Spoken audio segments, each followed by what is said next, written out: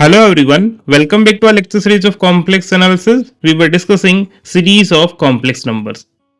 हमने Taylor series और Laurent series को डिस्कस किया और हमने ये भी देखा कि in the region of convergence और precisely in the circle of convergence whenever the function is having some series representation, then that series representation is unique. And that uniqueness of the series representation is going to be discussed in this lecture. हम देखेंगे कि अगर कोई function एक series representation के through हमें बताया गया है then that representation will be unique in their region of convergence.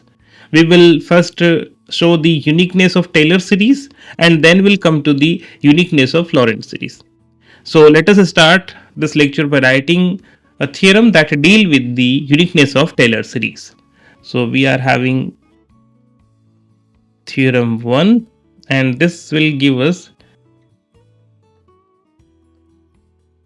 uniqueness of Taylor series. ठीक है, इसी तरीके से हम एक और थ्योरम डिस्कस करेंगे which will give us uniqueness of Lorentz series. If a series, that series is n running from 0 to infinity a n z minus z naught to the power n converges to fz at all points interior to some circle. That circle is given by z minus z naught is equal to r. Then it is the Taylor series expansion for f in powers of z minus z naught. Okay, तो आपको क्या कहा गया है कि ये हमारे पास कोई सीरीज है and this series is converging to a function f z. Okay, आप जब इसके इंटीरियर, जैसे हमें यहाँ कहा गया this is the circle of convergence, तो सर्कल ऑफ कन्वर्जेंस से जब जब आप कोई पॉइंट्स लेंगे उस पॉइंट के लिए ये एक सीरीज बनेगा और वो सीरीज हमेशा एफ ऑफ जेड को कन्वर्स करेगा. तो कहने का सेंस क्या है कि ये जो भी फंक्शन है इसका सीरीज रिप्रेजेंटेशन जो ये बन रहा है वो टेलर सीरीज ही है. ठीक है, let me show you geometrically and then we will come to the discussion of Taylor series. So suppose this is a circle of convergence, okay, and this is somewhere, this is the point center z naught, okay, and we can choose various kind of points. Suppose this is z1, this is z2, say this is z3 and so on, and according to that जब हम z1 point लेंगे तो उसके लिए हमें एक series मिलेगा an z minus z1 minus z naught to the power n and summation n running from 0 to infinity. और ये किस पे कन्वर्स करेगा? f of z1 पे. जब हम z2 की बात करेंगे तो z2 के लिए हमें सीरीज मिलेगा summation n running from 0 to infinity a n z2 minus z naught to the power n and this will converge to f of z2 and so on. The same thing for z3. So the thing says कि आप इस circle of convergence से के interior से कोई भी point लें, उस पॉइंट z के लिए हम एक सीरीज लिख रहे हैं a n z minus z naught to the power n. ये सीरीज हमेशा f of z को कन्वर्स कर रही है. This is the given information. Then जो भी सीरीज इस एफ जेड का होगा that this is the series, then this series is nothing but the Taylor series expansion for this function f z. अब ये चीजें हमें कैसे मिलेंगी?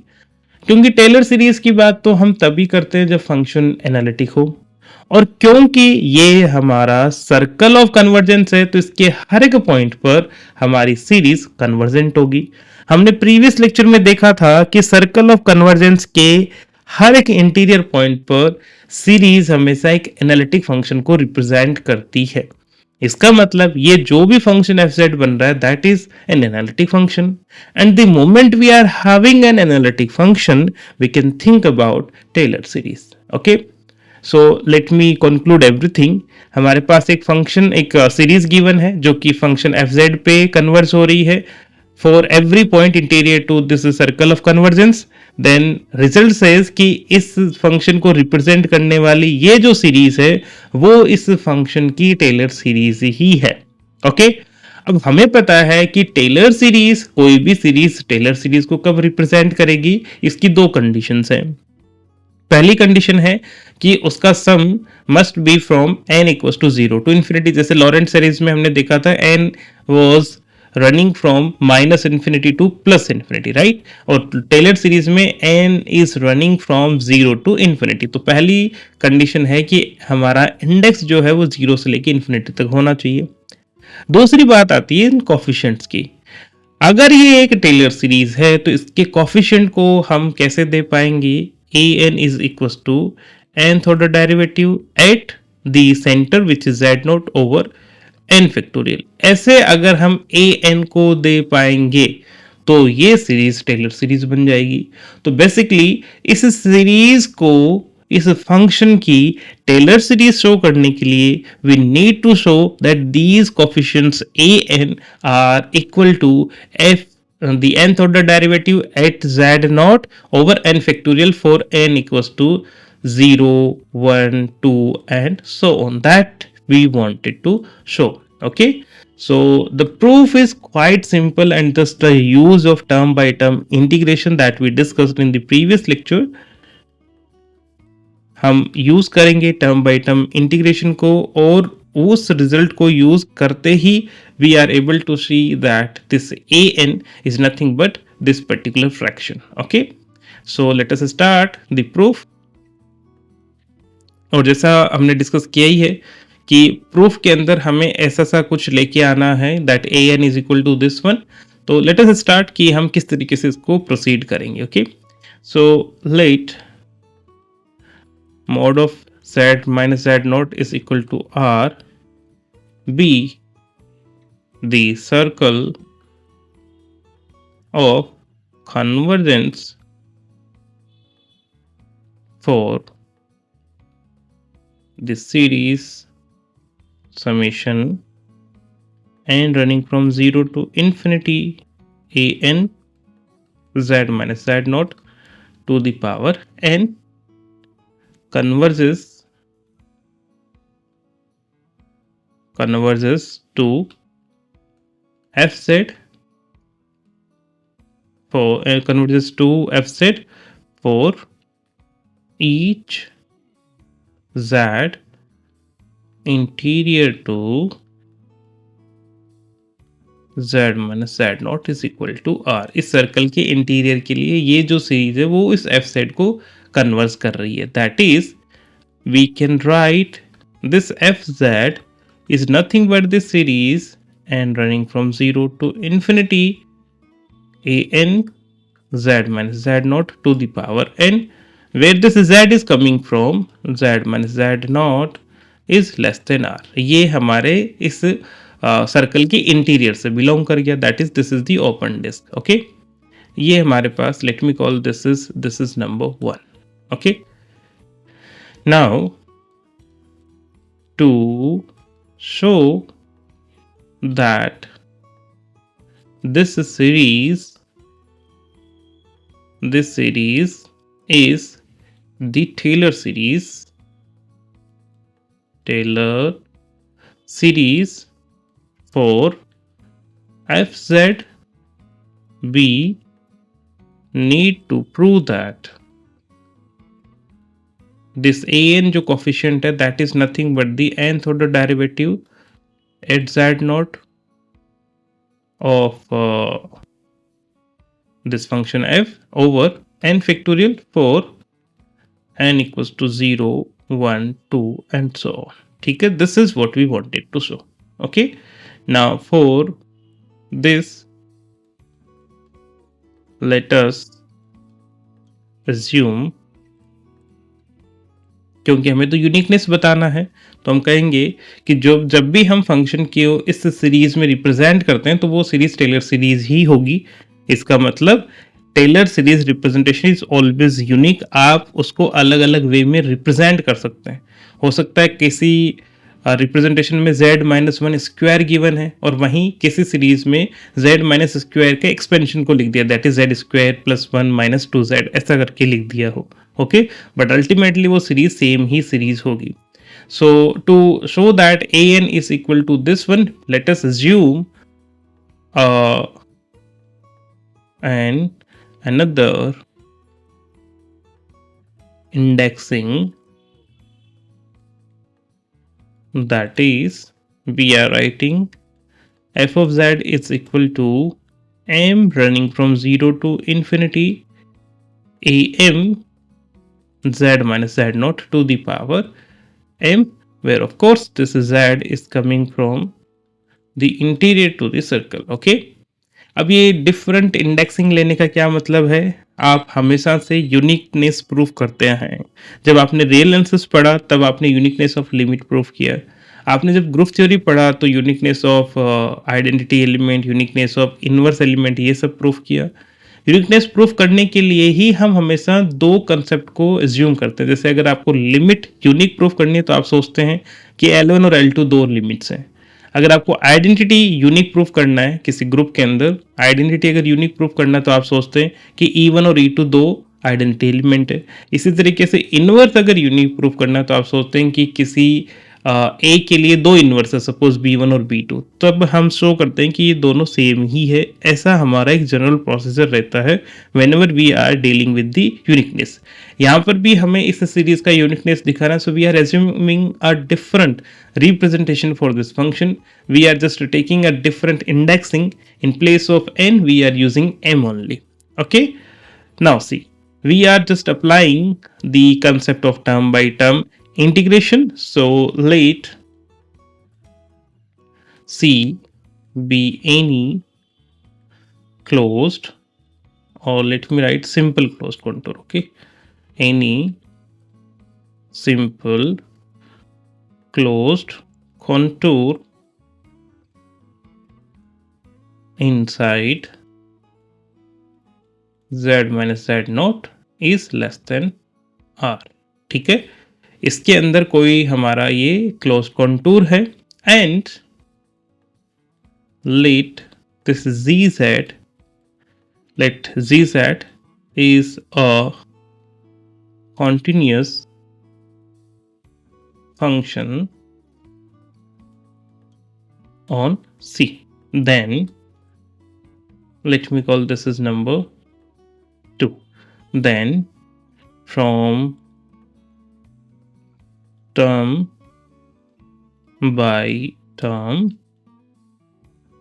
ये सेम प्रोसीजर हम जब लॉरेंट सीरीज का यूनिकनेस प्रूफ करेंगे तब भी यूज करेंगे। Okay, term by term integration we have from to that, इसको हम gz से मल्टीप्लाई करके इंटीग्रेशन लगा रहे हैं। ठीक है, so we are having that integration along c of gz time f of z dz is equal to in summation m running from 0 to infinity am integration along c of gz and z minus z naught to the power m dz. Okay, now see, if we can choose gz as a continuous function on c, अब हमें दिखाना है, जैसे हमने previous lecture में इस theorem को term by term integration को जब प्रूफ करने के लिए gz को एज्यूम किया था तो वहाँ था, लेट मी रिकॉल यू, कि वहाँ पर हमने यूज़ किया था gz को, gz was 1/2 pi iota integration along c. Let me write the function. Okay, हमने फंक्शन को एज्यूम किया था 1/2 pi iota and 1/z minus z naught square, so that we can have the derivative, first order derivative. अब हमें यहाँ पर चाहिए nth order derivative। देखिए, क्योंकि हमें an को ये प्रूफ करना है ना, nth order derivative of the function at z naught over n factorial, तो इसका मतलब अब हमें nth order derivative के लिए gz को हमें assume करना पड़ेगा that this is equal to 1 upon z minus z not to the power n plus 1, क्योंकि फर्स्ट ऑर्डर डेरिवेटिव के लिए हम 2 ले रहे थे, सेकेंड ऑर्डर डेरिवेटिव के लिए 3, ऐसे nth ऑर्डर डेरिवेटिव के लिए n plus 1, right. So let us assume, and this thing is true again for z minus z naught is less than r. Okay, now from this, let this is z is equal to this is equal to 1 upon 2 pi iota time, यहाँ पर हमें second degree था तो यहाँ हम लिखेंगे 1 upon z minus z not to the power n plus 1. ठीक है, ये एक जनरल आइडिया हो गया, where n is running from 0, 1, 2 and so on. You can choose any function. अब 0 के लिए भी gz continuous है, 1 के लिए भी continuous है, 2 के लिए भी continuous है. ठीक है, let gz is this. Then what about the left hand side of equation number? Let me call this is number 3. Okay, then integration along c gz f of z dz is equal to integration along c, and I am writing here 2 pi iota. In place of gz I am writing 1 upon z minus z naught to the power n plus 1, और fz हमारा as it is है, z minus z naught to the power n plus 1 dz. क्या ये function हमने कहीं देखा है? This is nothing but the Cauchy integral formula, right. अब कॉशी इंटीग्रल फॉर्मूला में that f z must be analytic, तो क्या यहाँ पर ये फंक्शन एनालिटिक है?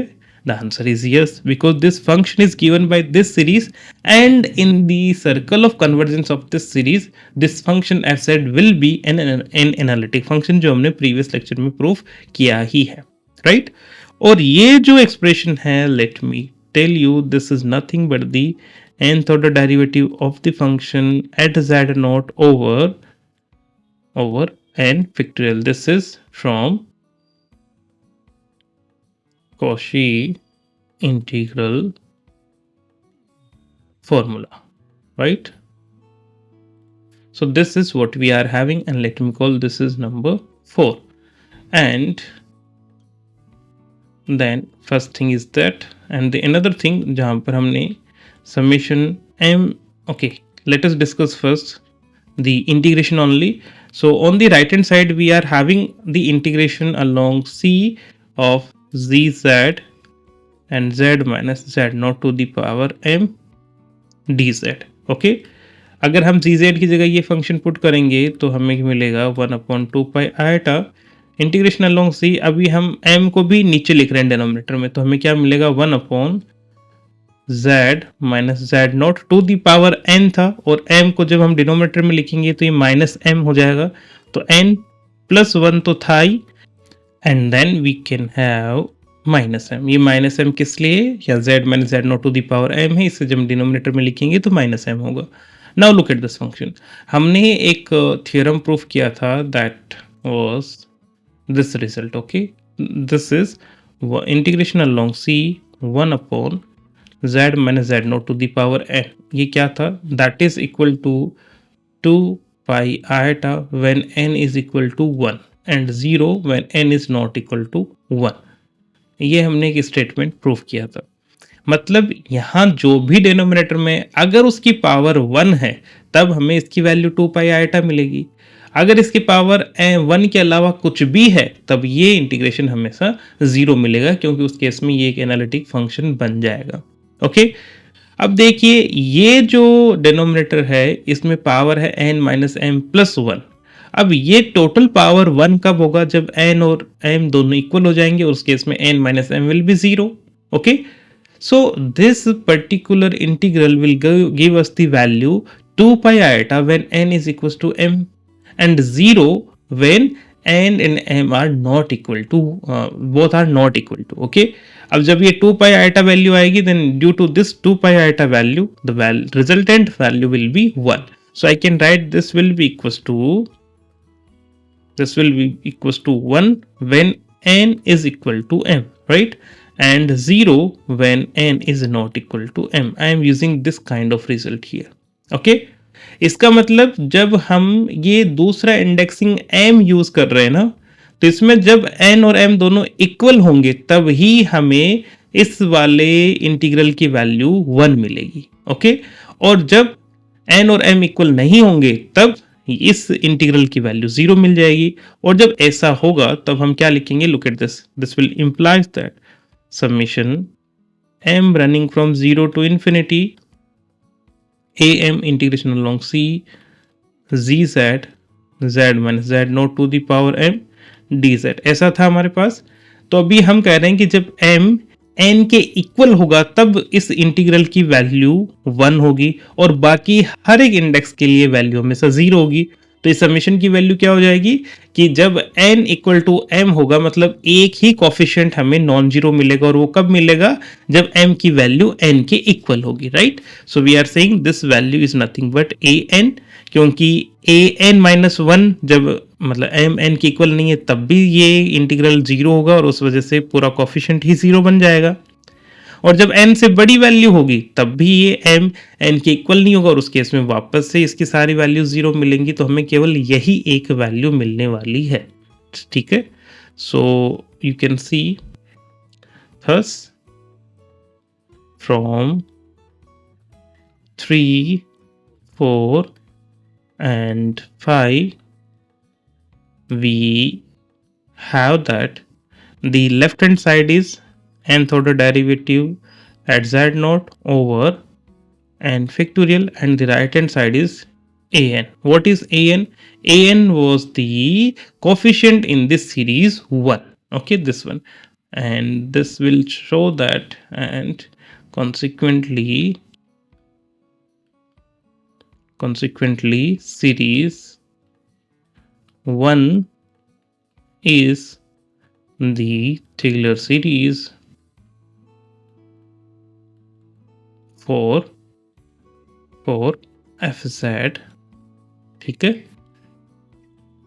in this circle of convergence, ठीक है। So this is what we wanted to prove. So I hope you got the idea of uniqueness of the series representation of a function fz, ठीक है। Let me again repeat this idea कि जब भी कोई function किसी series के through represent होता है देन इस सीरीज के सर्कल ऑफ कन्वर्जेंस में ये सीरीज इस फंक्शन की टेलर सीरीज ही होती है। आप कैसे भी करके हमेशा इस रिजल्ट पे आएंगे कि ये जो कॉफिशिएंट है a n that is nothing but the nth order derivative of the function at z naught over n factorial. Okay, so this is the uniqueness of Taylor series. Now we are coming to the uniqueness of Lorentz series, and the idea is quite simple. Okay, this is the theorem that deals with the uniqueness of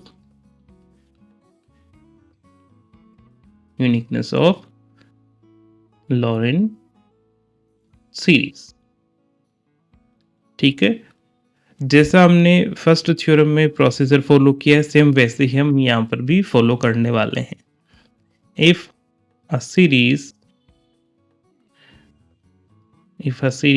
that is given by summation n running from minus infinity to plus infinity, जैसे Taylor series में हम start करते हैं 0 से infinity, Laurent series में start करेंगे minus infinity से plus infinity, that is c n z minus z naught to the power n is equal to summation n running from 0 to infinity. You can write in the analytic and the principal part form n plus summation n running from 1 to infinity bn over z minus z naught to the power n. आप इस series को ऐसे लिखें या फिर ऐसे लिखें, दोनों बातें सेम ही हैं। Now the statement says if a series this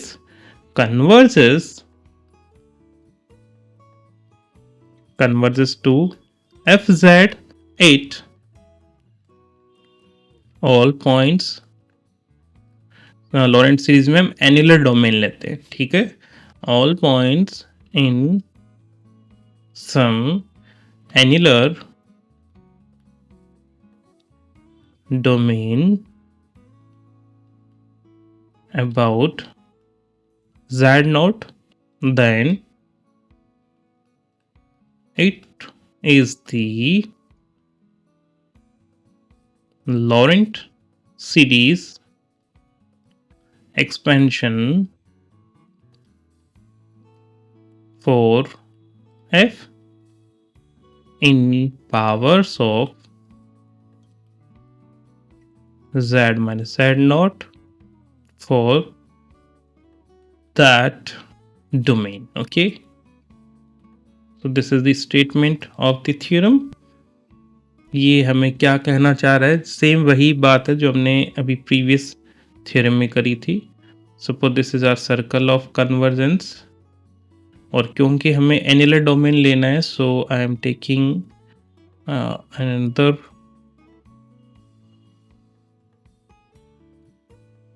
this is our annular domain. Okay, इस एनुलर डोमेन के अंदर हमारा फंक्शन एफ जेड जो है that is given by this series. Okay, तो स्टेटमेंट क्या कहता है कि अगर इस एनुलर डोमेन में इस फंक्शन को हम इस सीरीज से रिप्रेजेंट कर रहे हैं तो ये सीरीज हमारी लॉरेंट सीरीज ही है. ठीक है, if this function is going to be expressed using this series in this annular domain, then this series is nothing but the Laurent series expansion for this function fz. Okay, अब कोई भी series जो given है वो Laurent series कब बनेगी, इसका मतलब ये जो कॉफिशिएंट्स है वो एक स्पेशल फॉर्म के होंगे, और वो स्पेशल फॉर्म क्या है हमें शो क्या करना है एक्चुअली में. Let me show you that ये लॉरेंट सीरीज कब बनेगी. If we are able to show that these coefficients Cn can be given by 1 upon 2 iota integration along C of fz over z minus z naught to the power n plus 1 dz, where n is running from 0 plus minus 1 plus minus 2 and so on. ठीक है, तो अगर Cn इस form का आता है तब ये सीरीज हमारी लॉरेंट सीरीज हो जाती है. ठीक है, अगर ये Cn इस फॉर्म के नहीं आते हैं 1 upon 2 iota 2 pi iota integration along C f z upon z minus z not to the power n plus 1, अगर इस फॉर्म का ये Zn नहीं Cn अगर नहीं आता है तो ये सीरीज लॉरेंट सीरीज नहीं होगी. लॉरेंट सीरीज होने का क्या आइडेंटिफिकेशन है कि हमेशा हम कोफिशिएंट को उस इंटीग्रेशन की फॉर्म में ही दे पाएंगे. ठीक है, तो आपको टारगेट तो समझ में आ ही गया है कि हम क्या प्रूफ करने वाले हैं, हम ये प्रूफ करेंगे. ठीक है, जो हमने प्रीवियस थ्योरम के प्रूफ में जो जो कंसेप्ट काम में लिए थे हम बिल्कुल वही कंसेप्ट काम में लेने वाले हैं. ठीक है, क्योंकि हमने देखा ही है कि प्रीवियस लेक्चर में प्रीवियस थ्योरम के इस प्रूफ में हमने एक सर्कल ये बनाया था सिंपल क्लोज कॉन्टूर C, तो यहाँ पर भी हमें रिक्वायरमेंट रहेगी एंड से दिस इज पॉजिटिवली ओरिएंटेड. ठीक है, so let us start the proof. Just repeat the proof of above theorem and you will have the proof of this theorem. Okay, given that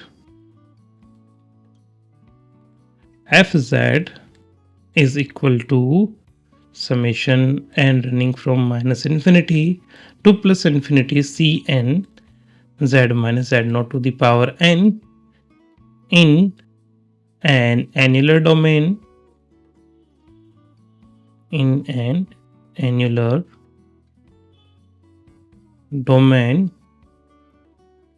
about z naught. So this is our given annular domain जो green circle और blue circle के बीच में that is the annular domain, और इसी domain में हम इस function fz को इस तरीके से लिख रहे हैं. ठीक है, अगेन क्योंकि हमें यूनिकनेस प्रूफ करना है तो हम एक अलग इंडेक्सिंग के साथ लिखेंगे. And suppose that fz can be also expressed as f of z is equal to summation m running from minus infinity to plus infinity Cm z minus z naught to the power m. ठीक है, ये हमने एक different indexing ले लिया है. अब हम ये शो करेंगे कि ये दोनों कब सेम होंगे, जब सारे m और n इक्वल हो जाएंगे. अब m और n के इक्वल होने के केस में ही हमें एक स्पेसिफिक रिजल्ट मिलता है जहां पर Cn इस फॉर्म का आ जाएगा. ठीक है, डोंट बी कंफ्यूज्ड दिस, ये हमने अपने अंडरस्टैंडिंग के लिए लिखा है, ठीक है। Let me write, this is our series number 2, this is our series number 1, ठीक है। Now to show that 1 is the Laurent series expansion for fz, we need to prove that this Cn can be given as 1 upon 2 pi iota integration along C of fz over z minus z naught to the power n plus 1 dz, and this is true for n equals to 0, plus minus 1, plus minus 2 and so on, ठीक है। This is what we wanted to prove, okay. अब obviously हमें term by term integration apply करना है, उसके लिए एक function चाहिए, और फंक्शन कौन सा, z जो कि कंटिन्यूस होना चाहिए एक क्लोज्ड कॉन्टूर के, और वो क्लोज कॉन्टूर हम सपोज करेंगे, ठीक है।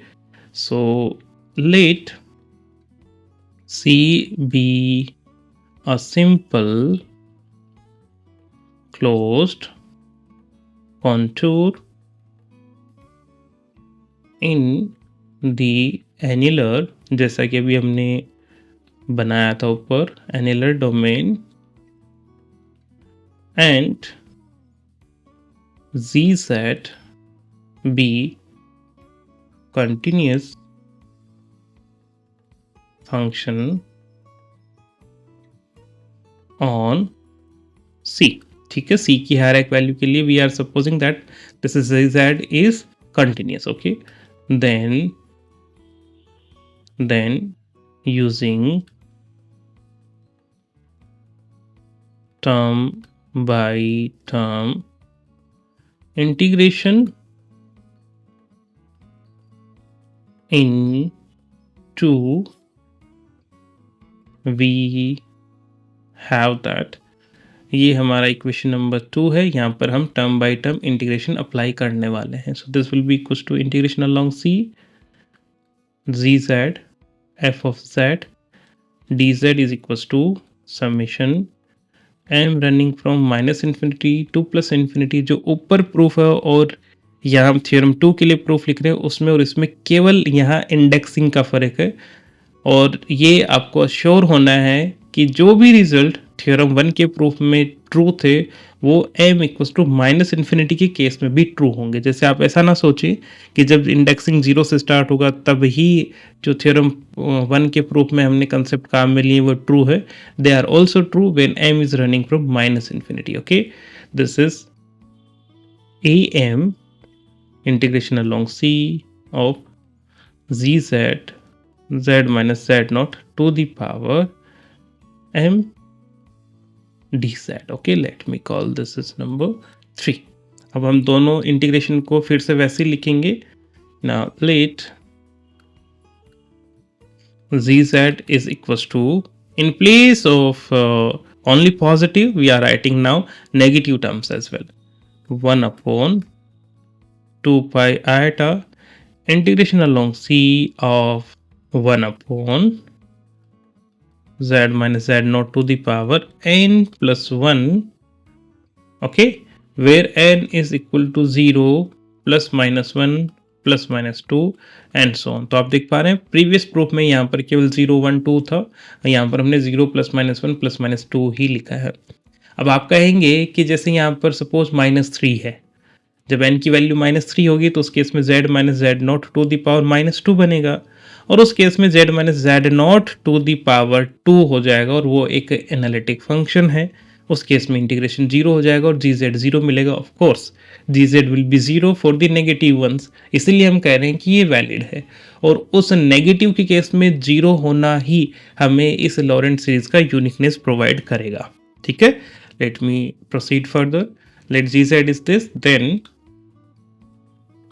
what we can have gz fz dz can be equals to 1 upon 2 pi iota integration along c of fz over z minus z naught to the power n plus 1 dz. Okay, this is the value of left hand side. Let me call this is number 4. जैसा कि let n equals to 0 plus minus 1 plus minus 2 and so on. ठीक है, जैसा कि हम कह रहे थे कि ये जो भी वैल्यू है इसे ही हमें Cn प्रूफ करना है. ओके, हमने यहाँ पर An लिख दिया है ना, यहाँ पर होना चाहिए Cn. ऊपर वाली सीरीज में भी हमने Cm ही लिखा होगा. यस, ठीक है. बार बार हम Am लिख रहे हैं तो शायद उस वजह से ये लिखने में आ गया है. नाउ ये तो हो गया हमारा left hand side. What about the right hand side integration? We are dealing with this only. Okay, so integration along c of gz z minus z naught to the power m dz is equals to integration 1 upon 2 pi iota integration along c, and again we will write this as 1 upon z minus z naught to the power n minus m plus 1 dz. Okay, again this will be equals to, वही हम concept use करेंगे ये वाला कि ये कब true था, इस तरीके के n इक्वल्स टू 1 और n is not equals to 1. अब यहाँ पर n is not equals to 1 होने का मतलब ये नहीं है कि ये 2 हो सकता है, 3 हो सकता है, ये इवन -1 -2 ऐसा भी हो सकता है. तो ये जो रिजल्ट है this is valid for every integer. Okay, so I am writing this will be equals to 1 when n is equal to m, and this will be equals to 0 when n is not equal to m. This is valid for positive and negative and 0 m and n as well. Okay, this is valid for every m and n integers. Okay, so this will implies that summation n m running from minus infinity to plus infinity Cm integration along C of Gz z minus z naught to the power m dz will be equals to, अब ये non zero value कब देगा, जब m की value n के equal होगी. Otherwise हमेशा इस इंटीग्रल की वैल्यू 0 ही आएगी एंड कॉन्सिक्वेंटली हमें केवल एक ही कोफिशिएंट मिलेगा, वो होगा Cn. Okay, late me call this is number 5. That was number 4. Okay, so again using 3, 4 and 5 we have that left hand side हमें क्या प्रोवाइड कर रही है, 1 upon 2 pi iota integration along c of fz over z minus z naught to the power n plus 1 dz is equal to Cn, where n could be 0, plus minus 1, plus minus 2 and so on. और इस तरीके के coefficients कब दिए जाते हैं, जब हमारी series Laurent series. Okay, which shows that this series 1 is the Laurent series expansion for f. ठीक है, और for f in the annular domain. ठीक है, so this is about the uniqueness of Laurent series. ठीक है, आपको proof समझ में आए ये तो ज़रूरी है ही, इससे भी ज़्यादा ज़रूरी है कि आपको आइडिया समझ में आए कि थ्योरम का एक्चुअली सेंस है क्या. तो दोनों जो थ्योरम्स है that are giving the uniqueness of series representation of a function. मैं फिर से रिपीट कर रहा हूँ कि अगर आपको गिवन डोमेन ऑफ कन्वर्जेंस में फंक्शन का सीरीज रिप्रेजेंटेशन गिवन है, तो अगर इंडेक्सिंग -∞ से +∞ तक है तो वो सीरीज लॉरेंट सीरीज ही है, और अगर इंडेक्सिंग n इक्वल्स टू 0 से इन्फिनिटी तक है तो वो सीरीज टेलर सीरीज ही है. ये हमने इन दोनों थ्योरम्स में प्रूव किया है. ओके, सो इस लेक्चर के साथ ही we have completed the discussion of series of complex numbers. Next lectures में आने वाले जो लेक्चर्स हैं वहाँ हम रेजिड्यूज को डिस्कस करेंगे। ओके, उन रेजिड्यूज को हम इस जो लॉरेंट सीरीज है उसके इस प्रिंसिपल पार्ट से ही डिस्कस करने वाले हैं। ठीक है, तो आपको जो आगे वाले लेक्चर्स है वो अच्छे से समझ में आए, इसके लिए ज़रूरी है कि सीरीज ऑफ कॉम्प्लेक्स नंबर्स आपको थोड़ा ठीक समझ में आ चुका हो। ठीक है, so thank you for watching this video, see you in the next lecture.